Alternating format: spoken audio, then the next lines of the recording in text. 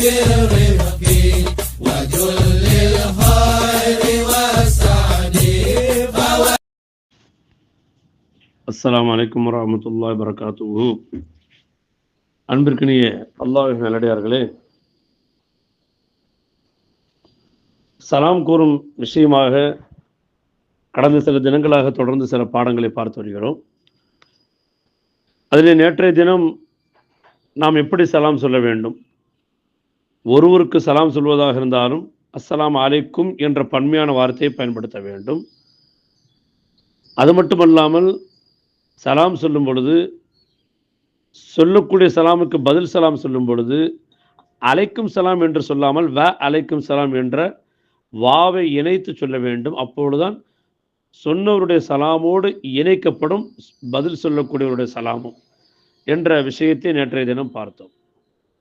அதன் தொடர்ச்சியாக இம்ரான் இப்னு ஹுசைன் ரலியல்லாஹு அன்ஹு அவர்கள் அறிவிக்கக்கூடிய ஒரு ஹதீஸ், நாயகம் ஸல்லல்லாஹு அலைஹி அவரிடத்தில் ஒருவர் வந்தார், அஸ்ஸலாமு அலைக்கும் என்று கூறினார். அவருக்கு நபி ஸல்லல்லாஹு அலைஹி வஸல்லம் பதில் சொன்னாங்க. அவர் அந்த மஜ்லிஸில் அமர்ந்தார்.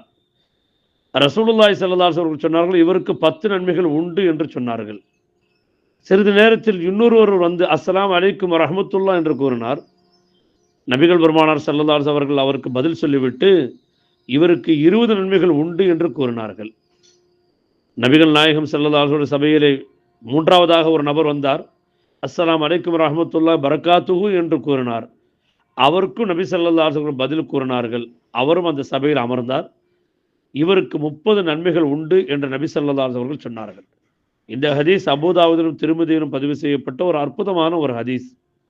இப்படி 10, 20, 30 என்று சொல்வதனுடைய நோக்கம் என்னவென்று சொன்னால், நமக்கு புரிந்து கொள்வதற்காக மட்டுமல்ல, நம்மை ஆர்வப்படுத்துவதற்காகவும் கூட. ஏன்னா ஒரு வேலை செய்யறோம்னா, இந்த வேலை செஞ்சால் இவ்வளோ ஃபாய்தா கிடைக்கும், இவ்வளோ பெனிஃபிட் கிடைக்கும்னு தெரிஞ்சால் தான் அந்த வேலையில் நமக்கு இன்ட்ரெஸ்ட் வரும். அதனால் 10, 20 நன்மை தானே அப்படின்னு நம்ம சாதாரண நினச்சிடக்கூடாது. நாளைக்கு மறுமையில் ஒரு நிலைமை வரும், ஒரு நன்மைக்காக நம்ம என்ன செய்வோம், அல்லல் பட்டு கிடப்போம். அந்த ஒரு நன்மையால் சொர்க்கத்துக்கு போகிறதே தடையாக இருக்கும். அந்த சமயத்தில் அந்த ஒரு நன்மையினுடைய பலன், அதனுடைய ஃபாய்தா அப்போத்தான் நமக்கு தெரிய வரும். அப்போ தெரிஞ்ச என்ன செய்ய, அப்போ போய் நம்ம ஒரு நன்மையை செய்ய முடியுமா? அப்போ இந்த உலகத்தில் ஒரு நன்மையாக இருந்தாலும் கூட அதை நீங்கள் சாதாரணமாக நினைக்காதீங்க, ஏளனமாக நினைக்காதீங்க. இப்போது மீசான் தராசில் வச்சு நாளைக்கு மறுமையான நம்முடைய நன்மைகள் தீமைகள்லாம் நெருக்கப்படுது. இங்கிட்டு ஒரு பக்கம் நன்மையை நிறைய செஞ்சு வச்சுருக்கிறோம், இங்கே அதே அளவுக்கு பாவமும் செஞ்சு வச்சுருக்கிறோன்னு சொன்னால், சரிசமமாக இருக்கக்கூடிய நிலைமையில் நம்ம சொர்க்கத்துக்கு போகிறதுக்கு காரணமான அந்த ஒரு நன்மைக்காக நம்ம என்ன செய்வோம், துடிச்சு போய் கிடப்போம். அந்த ஒரு நன்மை இல்லாததுனால சொர்க்கத்துக்கு போக முடியாத விஷயமாக கேள்விக்குறியாக ஆகி கிடப்போம். அப்போது நபிகள் பெருமானார் ஸல்லல்லாஹு அலைஹி சொன்ன இந்த ஹதீஸினுடைய நோக்கம் இதுதான். நீங்கள் நன்மைகளை பெற வேண்டும் என்று ஆசைப்பட்டால் சலாமை முழுமையாக பரிபூர்ணமாக சொல்லிக் கொள்ளுங்கள். அது மட்டுமல்ல, இந்த ஒரு விஷயத்தில் ஒரு பாயிண்டில் வெற்றியை இழக்கக்கூடிய ஒரு கஷ்டம் இருக்குது. அதை யார்கிட்ட போய் கேட்டால் தெரியுமா? டாக்டர் சொல்வார், ஒரு நிமிஷத்துக்கு முன்னாடி கூட்டு வந்திருந்தீங்கன்னா இவரை காப்பாற்றிருக்கலாம், ஆனால் முடிஞ்சு போச்சும்பார். அப்போ ஒரு நிமிஷத்தில் அவரோட உயிரே போயிடுது. ஒரு செகண்டில் அப்படி அந்த ஓட்ட பந்தயத்தில் முந்தக்கூடியவர்கள் இருக்கிறார்கள். இப்படியெல்லாம் ஒரு மார்க்கில் ஃபஸ்ட்டு கிரேடில் செலக்ட் ஆகிறது மிஸ் ஆகிறது உண்டு. அதே மாதிரி ஒரு நன்மையில் நரகத்துக்கு போகிறதுக்கும் வாய்ப்பு இருக்குது. ஒரு தீமையில் ஒரு நன்மையால் நன்மை கிடைக்காததுனால நம்ம சொர்க்கத்துக்கு போகிறதுக்கு ஒரு தடையாகவும் அது ஆகிறது. அதனால் நன்மைகள் விஷயத்தில் நாம் 10, 20, 30 தானே என்று நினைத்து விடாமல் பரிபூர்ணமான முறையில் நம்ம சலாமை சொல்லி 30 நன்மைகளை பெறக்கூடிய ஒரு பாக்கியத்தை அல்லாஹ் நம் அனைவருக்கும் தருவானாக. இன்னும் சொன்னார்கள், அன்னை ஆயிஷா சித்திகா ரலியல்லாஹு அன்ஹா அவர்கள், எங்களிடத்தில் நபி ஸல்லல்லாஹு அலைஹி அவர்கள் சொன்னார்கள், என்னிடத்தில் இவர்தான் ஜிப்ரில், இவர் உனக்கு சலாம் கூறுகிறார் என்று சொன்னார்கள். வா அலைக்கும் சலாம் ரஹ்மத்துல்லாஹி பரக்காத்து என்று நான் கூறினேன். அல்லாஹ்வின் அருளும் அவனின் அபிவிருத்திகளும் உண்டாவதாக என்று கூறினேன். இப்போ இந்த இடத்துல ஒரு செய்தி, ஜிப்ரீல் அலைஹிஸ்ஸலாம் அவர்கள் ஒரு மலக்கு, அந்த மலக்கினுடைய சலாமை ரசூலுல்லாஹி ஸல்லல்லாஹு அலைஹி வஸல்லம் என்ன செய்கிறாங்க, தன்னுடைய மனைவிக்கு எத்தி வைக்கின்றார்கள்.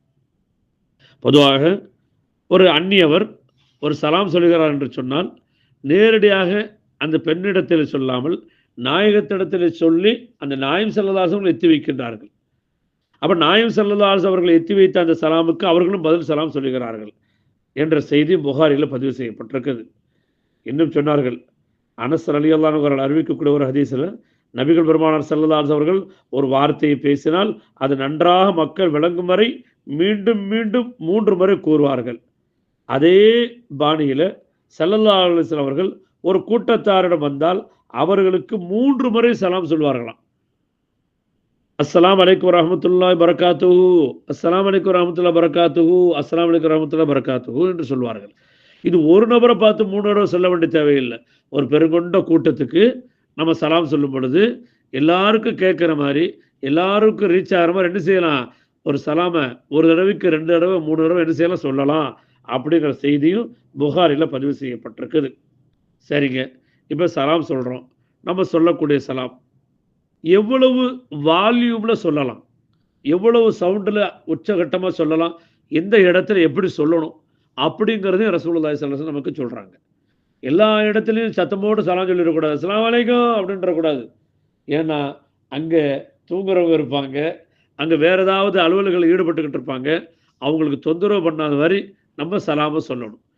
இந்த இடத்துல சொல்கிறாங்க, மிக்தாத் ரலியல்லாஹு அன்ஹு அவர்கள் அறிவிக்கக்கூடிய ஒரு ஹதீஸ், நபி ஸல்லல்லாஹு அலைஹி வஸல்லம் அவங்களுக்காக எங்களுடைய ஆடுகளிலிருந்து நாங்கள் பாலை கறந்து வச்சுருப்போம். அந்த பாலை குடிக்கிறதுக்காக ரசூலுல்லாஹி ஸல்லல்லாஹு அலைஹி வஸல்லம் இரவு நேரத்தில் எங்கள் இடத்துல வருவாங்க. அப்படி வரும்போது ரசூலுல்லாஹ் சலாம் சொல்லுவாங்க. எப்படி சலாம் சொல்லுவாங்க தெரியுமா? தூங்குபவர் எழும்பாத வகையிலும் விழித்திருப்பவர்கள் கேட்கும் அளவிலும் சலாம் கூறுவார்கள். அப்போ சலாம் சொல்கிற வால்யூமில் கூட ரசூலுல்லாஹி ஸல்லல்லாஹு அலைஹி வஸல்லம் என்ன செய்கிறாங்க? நமக்கு வழிகாட்டுறாங்க. வால்யூம்னா அந்த சப்தம் எந்த அளவுக்கு சத்தத்தை எந்த இடத்துல உயர்த்தி சொல்லணும், எந்த இடத்துல மெதுவாக சொல்லணும் அப்படிங்கிறதையும் ரசூலுல்லாஹி ஸல்லல்லாஹு அலைஹி வஸல்லம் இந்த ஹதீஸை நமக்கு சொல்கிறாங்க. இந்த ஹதீஸ் முஸ்லிம் ஷரீஃபில் பதிவு செய்யப்பட்டிருக்கிறது.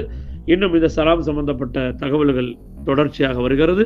வரக்கூடிய நாட்களிலே எப்படியெல்லாம் இந்த சலாத்துடைய ஒழுக்கத்தை நமக்கு நாயம் ஸல்லல்லாஹு அலைஹி வஸல்லம் கற்றுத்தருகிறார்கள் என்பதை இன்ஷா அல்லாஹ் வரக்கூடிய நாட்களில் பார்க்கலாம். அல்லாஹ் ரப்பல் ஆலமீன் இதை சொன்ன இதை கேட்டும் அதனுடைய விளங்கி அமல் செய்யக்கூடிய மக்களாக நம் அனைவரையும் ஆக்குவானாக. சுப்ஹானல்லாஹி வ பிஹம்திஹி சுப்ஹானக்கல்லாஹும்ம வ பிஹம்திக வ அஷ்ஹது அல்லா இலாஹா இல்லா அன்த வ நஸ்தக்ஃபிருக வ நத்தூபு இலைக். ஆமீன். சுப்ஹான ரப்பிக ரப்பில் இஸ்ஸத்தி அம்மா யசிஃபூன் வ ஸலாமுன் அலல் முர்ஸலீன் வல்ஹம்துலில்லாஹி ரப்பில் ஆலமீன். ஸல்லல்லாஹு அலா முஹம்மத் ஸல்லல்லாஹு அலைஹி வஸல்லம், ஸல்லல்லாஹு அலா முஹம்மத் ஸல்லல்லாஹு அலைஹி வஸல்லம், ஸல்லல்லாஹு அலா முஹம்மத் யா ரப்பி ஸல்லல்லாஹு அலைஹி வஸல்லம்.